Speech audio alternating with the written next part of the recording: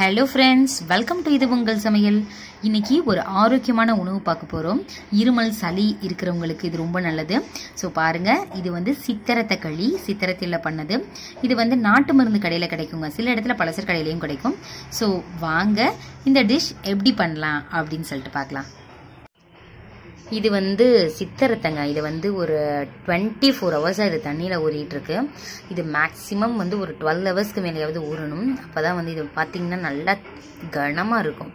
So இந்த மாதிரி ஊறுனாதான் உங்களுக்கு ஈஸியாக அந்த மாதிரி நச்சு நம்ம கிரைண்டர்லேயோ மிக்சிலேயோ ஈஸியாக அதை போட முடியும். பாருங்கள், இந்த மாதிரி நச்சாச்சு பாருங்கள். ஸோ இந்தளவு எடுத்துக்கோங்க. ஒரு 2 பீஸ் வர மாதிரி 2 இன்ச்சுக்கு எடுத்துகிட்டு ஒரு 2 கப் அரிசி, இட்லி அரிசியை நான் ஊற வச்சுட்டேன். ஒரு 2 ஹவர்ஸாக ஊறிட்டுருக்கு. இப்போ இதை ரெண்டையும் மிக்சியில் நல்லா அரைச்சிடலாம். அரிசியையும் சித்திரத்தையும் நல்லா ஊற வச்சு நைஸாக அரைச்சாச்சு. மிக்சியில் ஒட்டிகிட்டு இருக்கும் இல்லையா, ஸோ அதை கழுவி தனியாக இந்த மாதிரி எடுத்து வச்சாச்சு. அடுப்பில் ஒரு பேன் வச்சிடலாம். இப்போ மிக்சியில் கிரைண்டர் நீங்கள் எதில் அரைச்சாலும் சரி, லாஸ்ட் அந்த ஒட்டிகிட்டு இருக்குள்ள அந்த தண்ணியை தனியாக எடுத்து வச்சுக்கோங்க. அதை முதல்ல சேர்த்துக்கோங்க. நான் இப்போ 2 கப் அரிசியை ஊற வச்சுருக்கிறேன். 2 கப்புன்னு பார்த்தீங்கன்னா அது ஒரு 1/4 கிலோ அளவு இருக்கும். ஸோ அதே அளவு தண்ணி இதில் சேர்த்தாச்சு. சேர்த்துட்டு கொஞ்சம் நல்லா கொதி வரட்டும். கொதிச்சதுக்கப்புறம் நம்ம அரைச்சி வச்சுருக்கோம் இல்லையா, அந்த அரிசியையும் சித்திரத்தையும் நம்ம இதில் சேர்த்துடலாம். இது இருமல் சளிக்கு ரொம்ப ரொம்ப நல்லதுங்க. ஸோ குழந்தைங்கள்லாம் வீட்டில் இருக்கிறாங்க அப்படின்னா நீங்கள் இதை கொஞ்சம் இந்த அளவு சேர்த்துக்கோங்க, கரெக்டாக இருக்கும். இப்போ நம்ம பெரியவங்களுக்குன்னு வச்சுக்கோங்களேன், நான் இப்போ எந்த அளவு சித்திரத்தை சேர்த்துருக்கேன்னா 2 இன்ச் 2 எடுத்திருக்கேன். ஸோ ஆக மொத்தம் 4 இன்ச்சுங்க குழந்தைங்களுக்குன்றனால.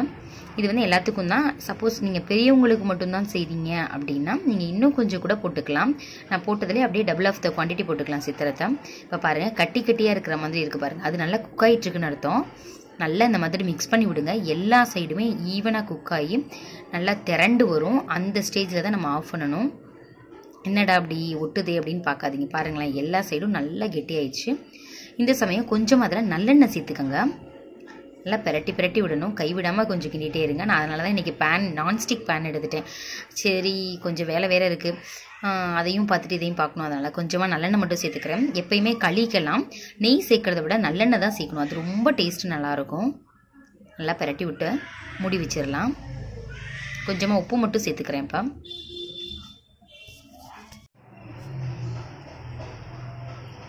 மூடி போட்டு மூடி ஒரு 10 மினிட்ஸ் ஆயாச்சு. நான் ஊடால ஒரு 2-3 டைம்ஸ் மட்டும் எடுத்து நல்லா கிண்டி விட்டேன். ஏன்னா எல்லா சைடும் ஈவனாக குக் ஆகணும். வெளியே மட்டும் நல்லா ப்ரௌன் கலரில் இருக்கும், உள்ளே பார்த்தீங்கன்னா வேகாமல் இருக்கும். அதனால் நல்லா பிரட்டி பிரட்டி விடுங்க. இன்னும் கொஞ்சம் எண்ணெய் சேர்த்துட்டு திருப்பியும் நல்லா பிரட்டி விடணும். நீங்கள் எண்ணெய் சேர்த்தா ரொம்ப நல்லது. நீங்கள் டயட்டில் இருந்தீங்கன்னா எண்ணெயை மட்டும் கொஞ்சம் கம்மி பண்ணிக்கோங்க. நல்லா இந்த மாதிரி சுற்றி சுற்றி பிரட்டி விடுங்க. ஆனால் நல்லா வெந்துருச்சு. இது வேகிறதுக்கு பார்த்தீங்கன்னா நான் லோ ஃப்ளேமில் ஒரு 1/2 hour ஆச்சுங்க. எல்லா சைடும் நல்லா வெந்துருச்சு. இப்போ நம்ம ஆஃப் பண்ணிடலாம். பிளேட்டுக்கு இதை ட்ரான்ஸ்ஃபர் பண்ணிட்டு காமிக்கிறேன். நம் பாரம்பரிய உணவு சித்திரத்தை களி ரெடி ஆயிடுச்சு. இதுக்கு தொட்டுக்கிற எக்ஸாக்டான ஒரு காம்பினேஷன் கருப்பட்டி தான். ஸோ கருப்பட்டி இந்த மாதிரி தண்ணி ஊற்றி அடுப்பில் வச்சுட்டு அந்த சிரப்பை வடிகட்டி இதை எடுத்துருக்கிறேன். இதுக்கு இது தொட்டு சாப்பிட ரொம்ப அற்புதமாக இருக்கும். குழந்தைங்களுக்கும் ரொம்ப விரும்பி சாப்பிடுவாங்க. நீங்களும் இதே மாதிரி ட்ரை பண்ணி பாருங்க. ட்ரை பண்ணி பார்த்துட்டு எப்படி இருந்துச்சு அப்படின்னு சொல்லிட்டு எனக்கு கமெண்ட் பண்ணுங்க. உங்க ஃப்ரெண்ட்ஸ் ரிலேட்டிவ்ஸ் கூட ஷேர் பண்ணுங்க. இந்த வீடியோ உங்களுக்கு பிடிச்சிருந்துச்சுன்னா மறக்காம இது உங்கள் சமையலுக்கு சப்ஸ்கிரைப் பண்ணுங்க, லைக் பண்ணுங்க. Thank you friends.